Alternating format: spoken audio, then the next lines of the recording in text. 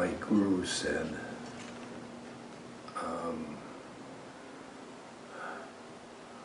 I give Ashirvad blessing to your book. I didn't have a book. It was the kind of, and I came back and I wrote a book, and it turned out not to be a book because 9 publishers turned it down. And I gave some lectures in at a sculptor studio in New York. And there was a woman there who was a court stenographer, and she took down everything I said. And she came up to me afterwards. She gave me a big pile of papers. Here's your words. And I thought, interesting, let's put it in the trunk of my car. And I then went out to Esalen in California, and somebody went to pull my bag. And what's that? Papers. And I told them, and they said it was John Gladchow, who and he's a writer, and he said, let me look at it. So took it out, and he said, yeah, there was good stories in there. I got to Lama, and Steve Durkee said, here, let me get your bags. What's that? And it was the same thing. And we had lunch and dinners. There were about 6 artists. An artist would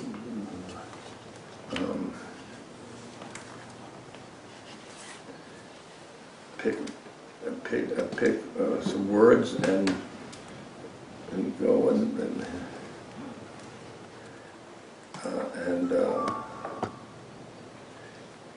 do their articles and one. And then we put this out as a box.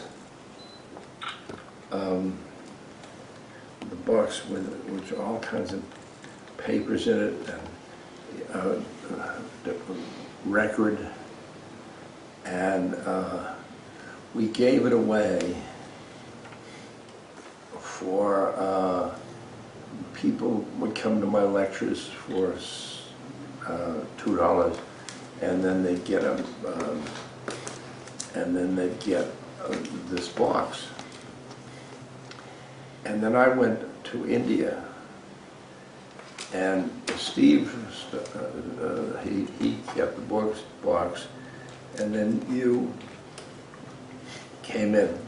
Well, what had happened was I had published Peter Max's poster book, and Peter was a devotee of Swami Muktananda, and we became quite friendly, and he wanted to take me to hear more about Eastern traditions.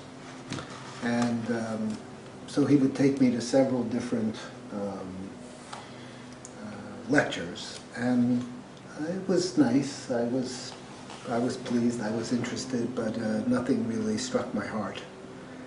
And he called me one night and he said, now I have something that I think will really interest you. Ram Dass is going to come and speak at the Unitarian Church on Central Park West and 76th Street. And so I said, all right, I'll go.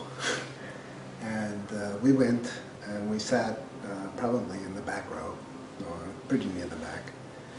And people came in chanting and singing and throwing rose petals, and it was very nice. And then Ram Dass got up to speak, and it just knocked me out. It was instantaneous, partly because of what he was saying, partly because of his delivery, I don't know. I guess people say sometimes you're ready to hear. Yeah. And I guess I was ready to hear at that point. Yeah. Yeah. And I was smitten. And it affected me in a way that none of the other Asian people had affected me. And I was, when he finished, everybody was rushing to the stage. And like a groupie, I ran to the stage too. And I don't know how, I think I managed to get to the dressing room or the backstage and met Ram Dass and just pushed my way through and said, this has to be a book, I want to publish it. And he was very nice and he said, no, I'm not going to do that. And we had a little longer dialogue. And Ram Dass said, I don't want to do a book that is going to be sold because I'm very concerned about money and I'm very concerned about making any kind of money, commercial enterprise, off the Dharma. So we are giving away this box, and if you want to give away the book, perhaps we could do that. And I said, well, I would love to give it away. But unfortunately in the United States now we live in a commercial capitalist economy. And actually, when people pay for things, sometimes they value them more than when they get them for free. But I won't make any money off this. I will guarantee you that we will find a way to do this in which we will be using as much right livelihood as we could possibly use. And he still was skeptical and left. And I said, how can I get in touch with you? This is well before email. And he said, well, I'll be traveling and you can look up my schedule. And I think I would write him postcards in different places, trying to be persistent about this because it never really left my mind that this was something that should be available. And I guess a year and a half later, suddenly, from out of the blue, I got a phone call that Ram Dass was going to be in Albuquerque at the Ramada Inn, and would I like to come out there and discuss this matter further. And it was at a time in my life when my life was in utter chaos. What? I had fallen in love with a woman after living with my first wife and having 2 children. And I was going through a really tough stage of trying to decide what I wanted to do and how I was going to handle it. So when this call came, I said, well, maybe this is the right time for me to go. And I don't know how I convinced the people at work, who really didn't know what was going on, that I should go out to Albuquerque. I'd never been west of the Mississippi, and suddenly here I was flying into Albuquerque to go to the Ramada Inn. And I came, and Ram Dass was there with Steve Durkee and Barbara, I think. And we went into a room where there were 2 large double beds, and the art from Bindu To Ojas was on huge pieces of craft paper, probably, it must have been 6 feet by 6 feet. Yep. Yep. Big, really huge thing. And they started to turn these pages over for me, and it was just an incredible experience. I had never seen anything quite like this. They were the words that I had responded to, and they were beautifully represented in art, which made them even more powerful in some ways. So it absolutely convinced me that we needed to do this. And I said to Ram Dass, well, if you're so worried about the money factor, we can put the money, who's getting what money, in the book. And we can run a page, which somebody named Money Yoga, and it showed that Ram Dass was getting almost nothing. Lama was going to be the recipient of whatever money the author would get. And I was absolutely stupefied, I guess would be the word, by this. And a friend of mine had driven out from California, and he drove to the Ramada Inn and picked me up and said, let's go to California. And since I was that far west, I said, okay. So we had this amazing drive from down Route 66, from Albuquerque through Needles and up to Big Sur, where we ran out of gas and had to sleep in the Julia Pfeiffer State Park. And it was just an amazing trip in every way. And I got back to my office and went in and saw the president of the company and said, I found this book that I think we must do. And they sent me the manuscript in the Bindu To Ojas box. And my job at that time was to be the head of the sales for one of the divisions of the company. I was not an editor.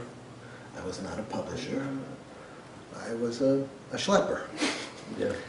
And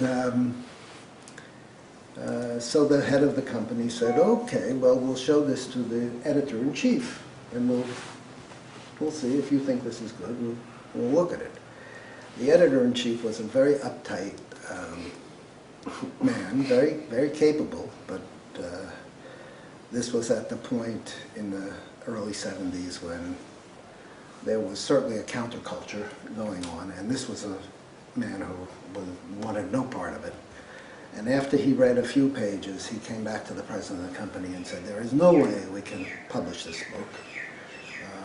This man who is the author is a famous, notorious druggie, and this book is full of drug references, and for us to put our name on it would just be terrible. We can't do it. So the president of the company said to me, he called me in, and he said, well, we can't do it. He's the editor, and, you know, thank you for the idea. And I went home, and I came back in the next day and went right to the 82-year-old Jewish man who was the head of the company and said, well, you have three choices. You can publish the book, I'll work out a way we can distribute the book, or I'm leaving the company to do this. And he looked at me straight in the eye, and he was a man who was as important to me in some ways as Ram Dass. He was very clear about what he wanted to do, and in some ways was my publishing guru. And he looked at me and saw how serious I was, and he said, we'll work it out. So I called Steve, and we worked out a distribution arrangement where Lama would be the publisher and where Crown would distribute the book, but we would put up some of the money for the first printing, which I think was 7,500 copies. Yeah. We didn't expect that we were going to sell many more. And we talked about the cover and the title, and Bindu To Ojas was not something that rang in everybody's mind. So I think I was one who suggested perhaps we should call it Be Here Now. And everybody liked that. And so Lama printed it, and we brought in the 7,500 copies, and we put it on our list as a book that we would publish. As Ram Dass reminds me, it was 40 years ago, which is amazing. And oh, we wanted to have, Steve was very concerned that the price be reflective of the Money Yoga page. And when we worked out what would be the right thing, it came up as $3.33. And everybody said, what is that? There's no book that is at $3.33. And I said, well, there hasn't been a book like this before, so look, everything is going to be different. Why don't we try it? And certainly it will be a reasonable price so that if young people want it, they'll be able to buy it. So we put it out at $3.33. And whenever any salesman went in to sell it, that was the discussion point with the booksellers that got everybody's attention. I think without that, we wouldn't have had as much attention. So people agreed that they would put it in stock, and we released the book. I'm not sure, I don't remember exactly what month it was. Ramdas was not going to do any publicity, particularly for the book. I ran one advertisement in the Village Voice, which was a picture of Richard Alpert next to a picture of Ramdas, and the headline, "What's a nice Jewish boy like you doing in a place like this?" I didn't see that. I've never seen that. I might have one. I might have it at home somewhere in my memorabilia. And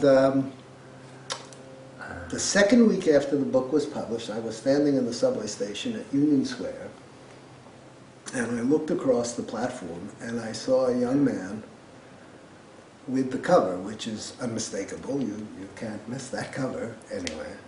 And I just knew in my heart that this book was going to be a good thing for everybody. And we had to rush and order a second printing, and then a third printing, and then a fourth printing, and then we started to print 10,000 at a time. And I think now we've probably sold over 1 million copies, which is a phenomenon. It was a great blessing to me.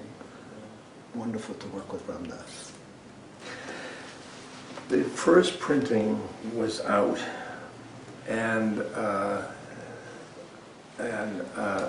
I was in India, and the first copies came back, and I won to my guru, and he looked through the thing, and he got somebody to read all the English, and he called me then, and I said, "You're publishing lies." And I said, "Well, I didn't think I was publishing lies." He says, "Well, as long as you were thinking you were publishing truth, it's all right, but truth and money don't go together." And he said, you can't publish it now, because I'll tell you now, it's lies. And I wrote Steve, and I said, this is Maharaji's book, and he doesn't want it published in this change, this mag. And Steve said, this is all by telegram, I got back from Albuquerque, and the printer had the job on the web press, and when I was left, and it's going to be published in the second printing. And I brought the letter to Maharaji, and he said, "Money, and you don't publish something you know is a lie." And so I said, "Okay, I'll try again." So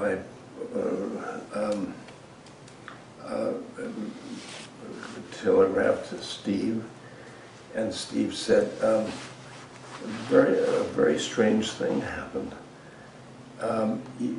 Your telegram arrived along with a letter from the printer saying that one of the plates was damaged, and we went into the files. I get a copy of that page, and the page wasn't there. And so we didn't have, so we took it off the press. And it was a picture of Maharaji. And that's, we who know Maharaji thinks that's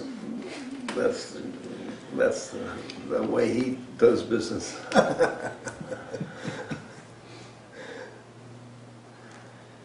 We finally got the page and got the correction. Yeah.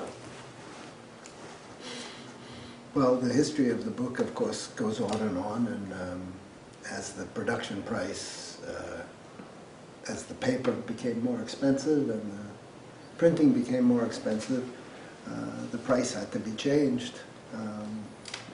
So it's been through a number of incarnations. And I don't know, I think it's 1414 now, something like, yes. But still in print and still available. And now I hear there are plans to do an electronic version, an e-book, which would be great to have. The funny thing, though, 333 changed to 444. Yes. 555, and then it went to 666, which is that's the number for the devil. And really, I couldn't stand it. But it moved off there, and then I think it was 777 for a while. Yeah. That's a good number. But no matter what had happened, it was very interesting to me to watch the history. And now Random House owns Crown, and they presumed that they had the copyright and the rights to publish. But actually, as I told people around Ramdas, there never was an assignment of copyright, because since it was a distribution, there was only a distribution agreement, and the copyright is owned by Lama Foundation and its descendants, so that you control the property totally. And I think that was interesting and a very good thing, that the rights are still vested with you. Yep. And it's been an amazing trip.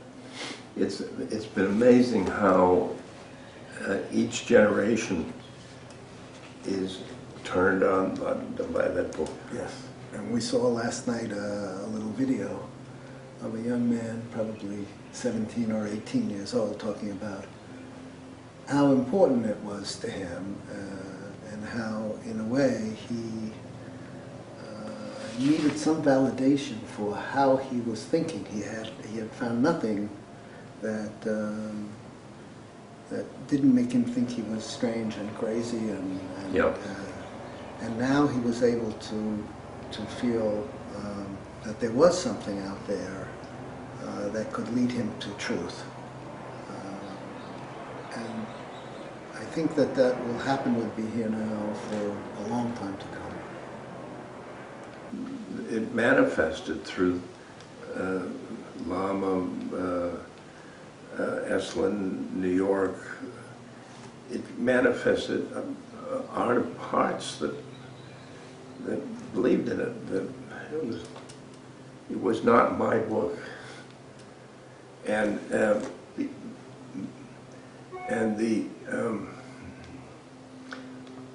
when I was in India the first time,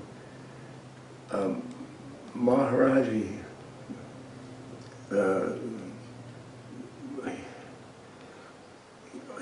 had very strict things, and nobody talking about him in writing. And this was the first book for his life. And I really felt it was privileged to